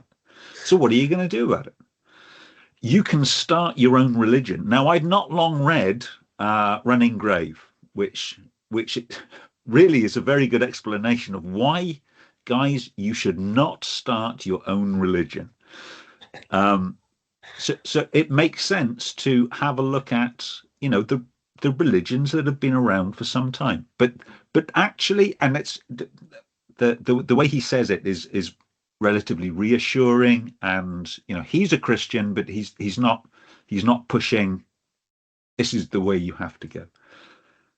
But there is some gap between accepting there is a greater power and joining a religion. Now the religion that I was brought up in, which is Anglicanism, is, as John knows to his fury, quite a broad church, as in even the belief in God can be considered somewhat optional.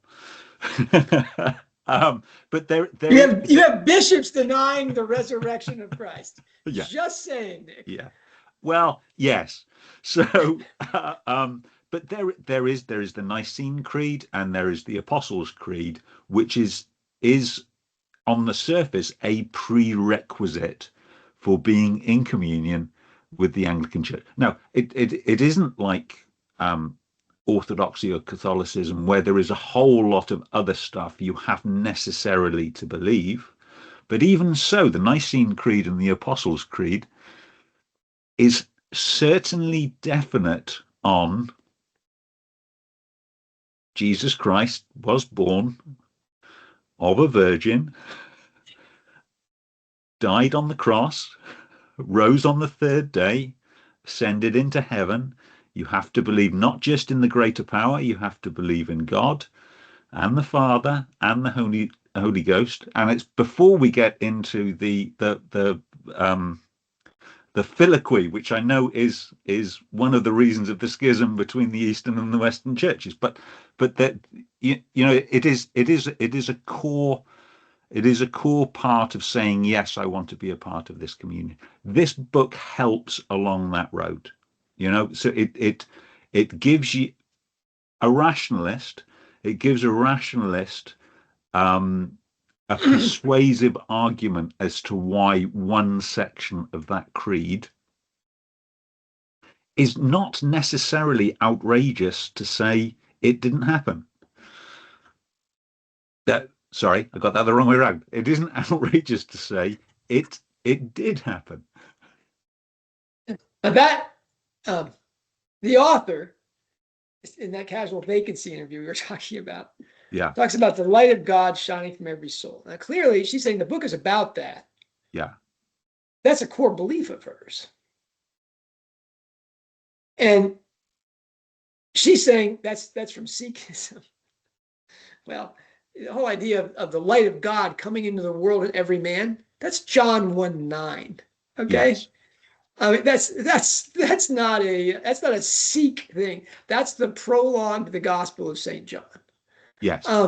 So I think to be fair, she's saying that what she discovered in Sikhism agrees with her core belief, not that she's got that core belief from Sikhism. Right. But someone reading Rowling's thing, really not aware of this is saying, "Oh, look at that! She's here. She has this core belief, and Sikhism does that, and she puts that in the story because Sikhism and Christianity in the book is this kind of funerals and blasphemous things. Now though you probably missed the embedded parallel, which is the entire climax of the story. But there we go. Although I am amused, I'm amused by the fact that when this was first published and the early reviews came out saying that there was a Sikh family in this foul-mouthed book, Sikh religious leaders in the UK were very quick to say, we are studying this urgently. And then came back a couple of days later saying, oh, actually, it's very nice. Thank you very much, Mrs. Rowling. Yeah, I mean, the Good Samaritan in the book winds up being the tortured Sikh daughter. Yeah. Who dives off the bridge into the water like Nan, and tries to save the child. I mean, really, comes off very well. that Rowling in the question we swing us all the way back here. The word vacancy, because Ross Morrison writes about the whole book is about the absence of a body in the tomb as being a critical point. And I'm not all there with him. To me, the critical thing is the credibility of the testimony of people who said that they saw this man risen from the dead and spoke with him and saw him ascended into heaven. If you're believing everything up to that point, then it's like, well, I don't need to worry about who's not in the tomb. I know he's not in the tomb. He's walking around. He's been seen by hundreds of people. Thousands of people convert, at Pentecost. Now that experience but again, Ross Morrison is all about the empty tomb. That's the point. But to someone like Rowling, who is reading the book, who reads it like a writer and notes that the word which occurs so many times is vacancy. One could say the vacuum of the tomb, that there's an emptiness inside that tomb that Ross, writing as Morrison, thinks is the critical question. Rowling's critical question is the God-shaped vacuum in her own person. And that the agony of all the people inside the book called Casual Vacancy is their inability to acknowledge this light of God within themselves and other people. They live as if they're gods, and that they have no relationships with other people that are meaningful, that you'd want to sacrifice yourself for the way the Sikh child does at the finish.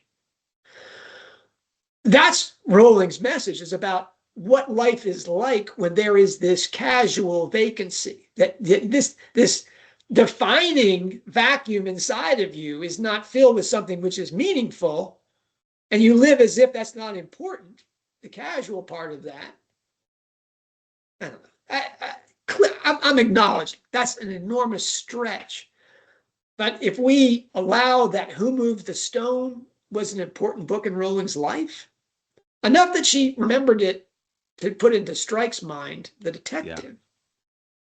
And if we acknowledge that that the word vacancy appears multiple times inside this book to describe the core question of Christianity, and that she used that word inside as the title, which is otherwise a mysterious thing. I mean, yes, the casual vacancy of the empty position in the city council is the sort of the plot engine to the story.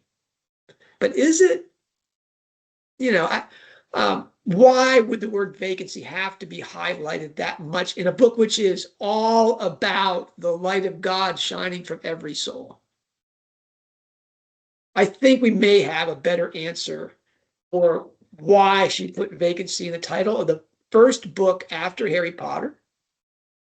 In the end of that interview question, where she says, where people, I did all this research on something and it's only a line or two in the actual surface text, but it's the reason that it works so well inside the book. It's just like the Christian content of Harry Potter, which was largely lost on Christian readers of the book for too long a time. This book has its power because we're leading towards that. The Strike too has this vacancy in him that he's recognizing in the love that he has and feels for Robin Ellacott. Again, that the psychomachia element of soul and spirit in conjunction here. I just, again, I'm making all of this in terms of the relevance argument. Why should someone be interested in hearing the two of us talk on and on about who moved the stone? Is because I think this may be what could be a more surprising ending than Strike acknowledging a spiritual dimension. Remember, he's team rational for Troubled Blood. All this occult stuff is ooey gooey. It's basically for morons. Not even an opiate. It's just for people that just don't think at all.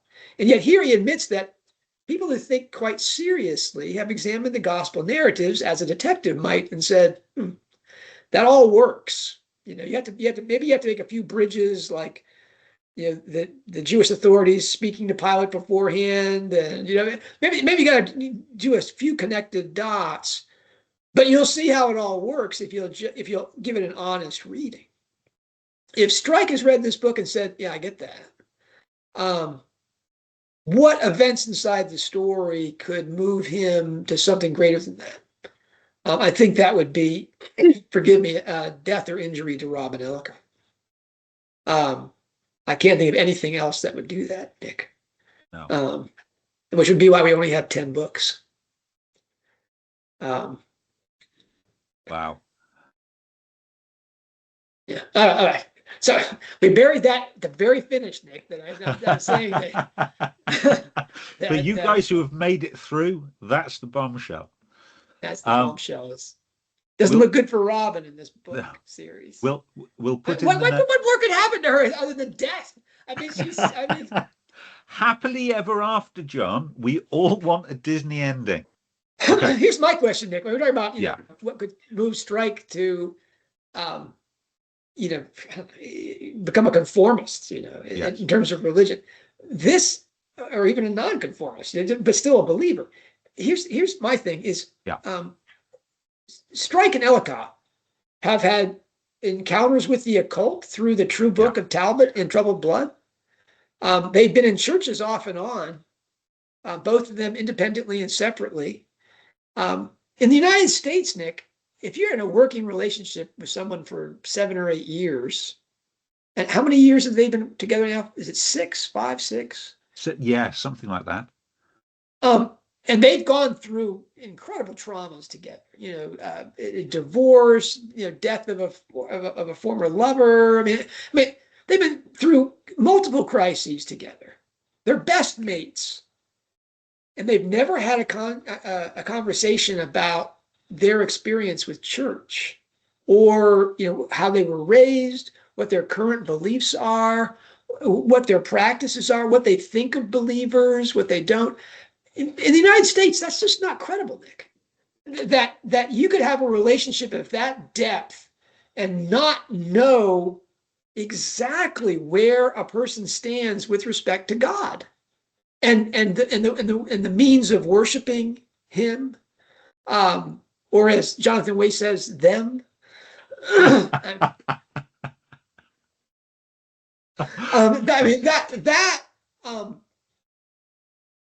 Is that really? I mean, I know people in the UK don't talk about talking about religion is like talking about how much money you make and stuff like that. But you know what? If I was in a relationship with you for 7 or 8 years, I'd have a pretty good idea of how much money you have. Yeah. So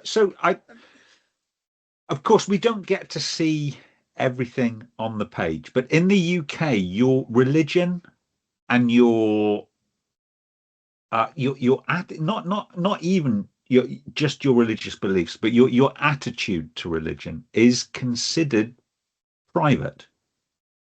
Now, that may seem strange, considering actually attendance at church is a very public thing, and I think it's true for most church services that at some point there is a declaration of faith. So you are saying in front of other people what you believe. This is not AA, Nick. This is not, No. But it really it isn't something that you tackle casually. A person's religion is considered private. So if your neighbor turns up in the pew next to you, you can talk about your church. If your neighbor doesn't turn up into the pew next to you, you do not ask him if he's Catholic or which church he goes to or if he goes to church. That would be considered intrusive. So I can believe that two people like Robin and Strike that have been together for this length of time and do muse on topics, might have mused about faith and belief and their experiences in childhood with religion. That's not beyond the bounds of possibility once they'd become that close, but it would still be considered private information. So that's not the kind of thing they would have in a group setting. It might be a one-to-one. Alcohol may have been involved, and it's not the thing you bring up the following day either. I mean, seriously, John, this is almost like talking about sex. When you talk about your religion, you are opening yourselves up. It is almost considered a vulnerability to talk about. I would venture that your sexuality in the UK is more a matter of public record than your religion. Only if you wear a flag. Most of us don't wear flags. I mean, wedding rings, I guess would be a flag. But it's again that and politics. Although politics is becoming less so, we're becoming more outspoken. Politics is people's religion. Yeah. I mean, but it's still considered private information. It's not what we would call dinner table conversation. And then again, the true gap greater than the Atlantic Ocean separating the United Kingdom from the United. I mean, we were founded by religious separatists, and so religion's kind of the defining bit of business here. We are going to talk about religion. God damn it, John. That's right. That's right. Well, the whole idea of talking about you have a state church. You're talking about conformists and nonconformists, not to mention the people that aren't even on the page. I mean, your nonconformists are some of the most ardent believers going. I mean, they may actually pray in the street in the United Kingdom and get arrested for it, even though they're praying silently, because that to me is the ultimate scale is the madness currently in your country. But that's okay. That's reassuring to me, because in another respect, I mean, Orson Scott Card says that the only thing fantastic about fantasy fiction and science fiction as well, in his mind, is that as a rule, there are no religions inside those things. And he said there's not a culture in the world, even imaginable, that doesn't have explanations for why things are the way they are, what it means to be human. And Orson Scott Card, like him or don't like him, he's right that what's not credible is that people will pretend that there's a way of living your life outside of these larger explanations. It's bizarre to me that we've gotten this far. I mean, how many pages are we deep into the Strike series now? I mean, we're talking thousands of pages, right? And there's really been very little mention of that. There's again, we've had Troubled Blood, which is still the best thing Rowling has written, and in it you get most of that. But how we've gotten to this point where even in the UHC book, really, I mean, Running Grave is all about religion, and they don't talk about religion. No, it strains belief. They talk about Strike's nephew has appendicitis that explodes. It's his favorite nephew. He's broken. If there were any religious activity in that family, there would be a pastor going to that church to pray with the family and with the child. No hint of that. Not a hint of that. There's no, I mean, the neighbors live nearby, the children play with Jack, they're sort of on the periphery of this event. But there's no mention of fellow churchgoers or fellow believers, people that would do that. That's, for non-believers, maybe that's not weird. For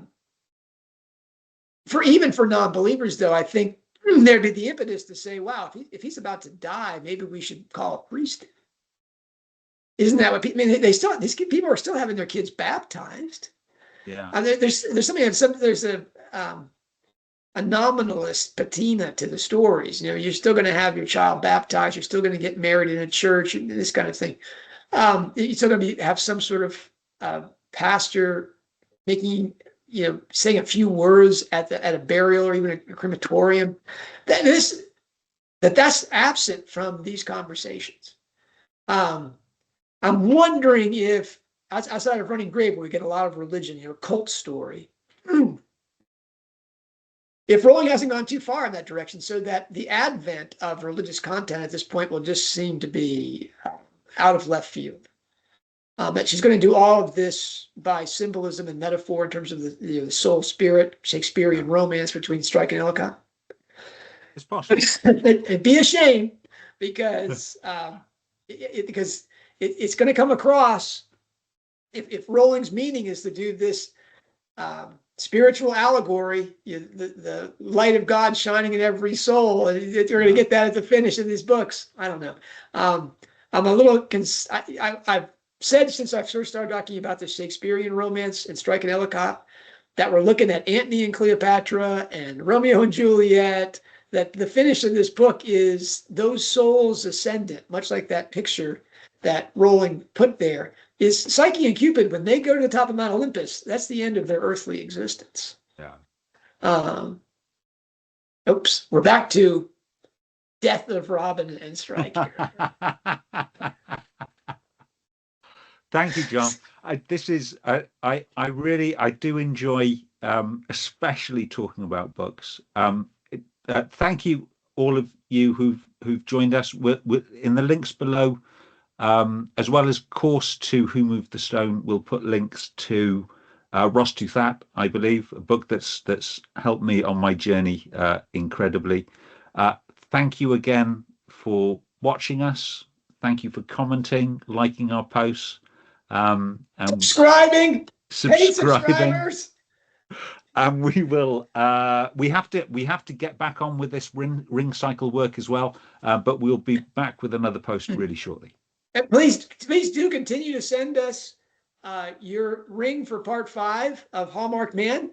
Ed, we've received it. We're not looking at it, Ed, and Sandy, we're not looking at them, but they're there doing to shame us into doing it. But yeah, God willing, next week I'll have full shelves, and we'll be back on mission. Look for those 5 free introductions to Rowling Studies, the 4th generation. They're coming your way. Whew. Thank you, everyone. Thank you, John. Here.